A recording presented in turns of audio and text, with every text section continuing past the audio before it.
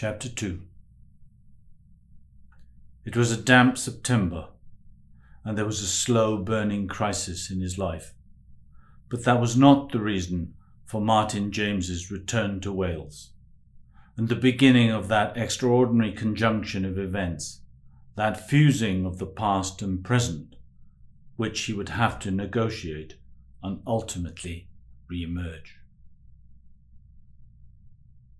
He had never thought of himself as someone who believed in a rigid adherence to routine.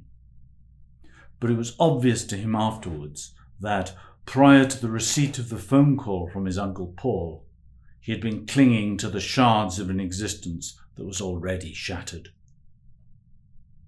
If he had not been willing to face that fact, it was because to do so would have meant uncovering the deeply unsettled nature of parts of his own past, something for which he was unprepared. He made no excuses for that later.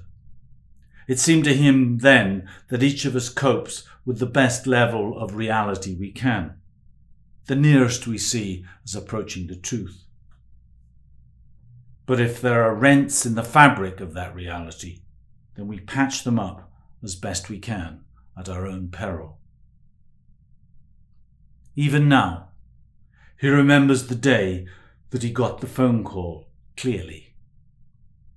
It was one of those dark London afternoons when the city seemed to give off some dank aura of its own.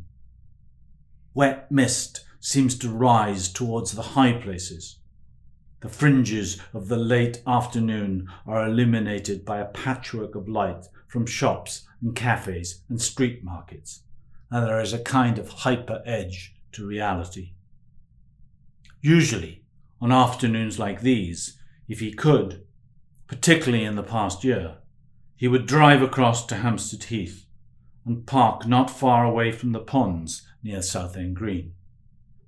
There he would sit by the water until darkness came, or he'd walk up to the top of Parliament Hill and watch the remnants of kite flyers rain in their constructions of wood and plastic.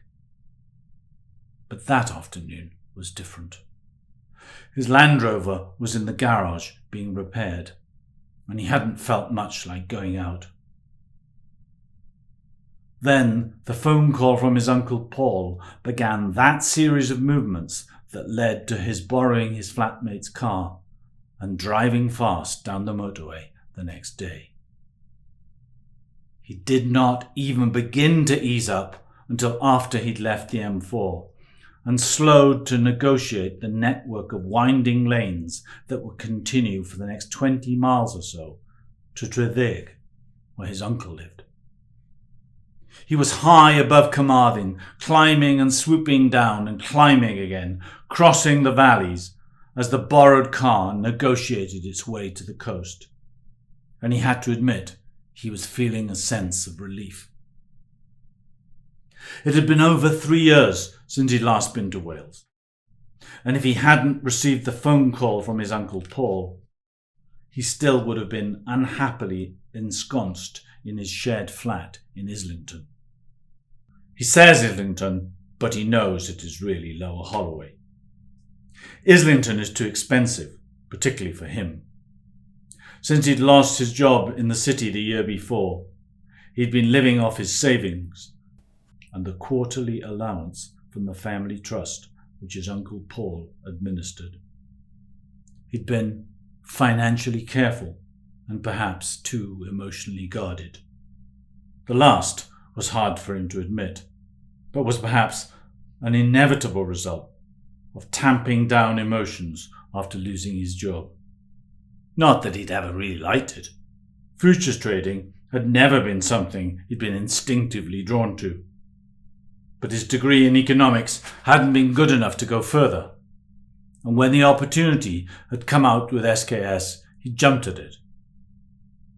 Now, 5 years later, and after a year of unemployment, he was feeling a numb sense of relief to be out of the city. Uncle Paul ran what remained of the family trust.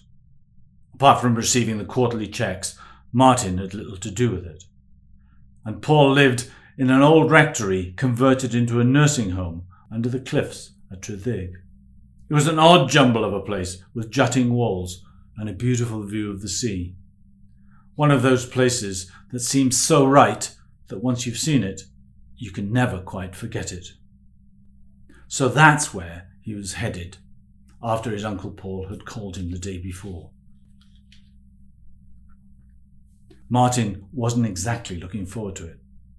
There was a tension between him and Paul that went back to his school days.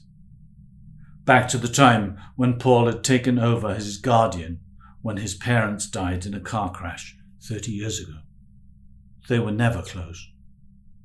After some years of trying to live in Plas Las, the old family home, Paul had sent him away to boarding school as soon as he could, and that had destroyed any previous attempts at closeness.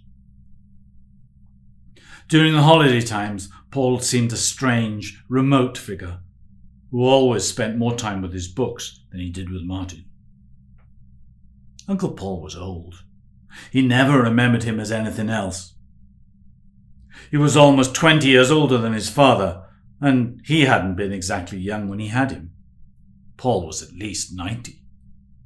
As he drove carefully over the bridge at Llandussel, through the town and back into the hills again, Martin thought about how weak Paul had sounded on the phone yesterday. Martin? Yes.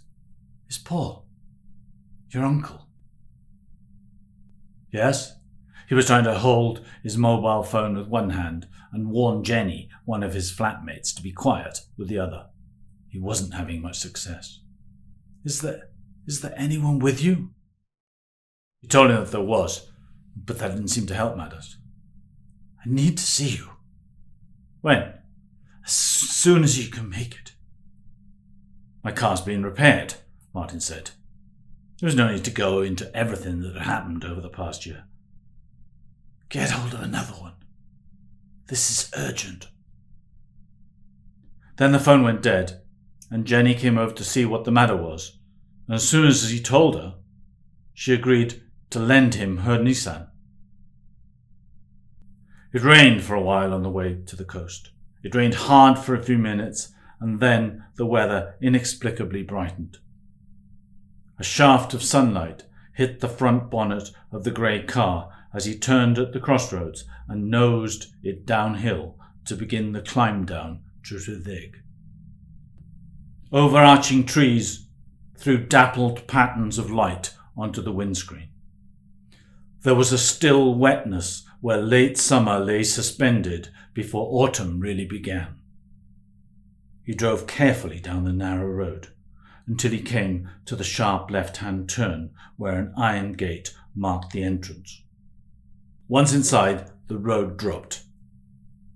There was a bend, and beyond that, the former rectory and the sea.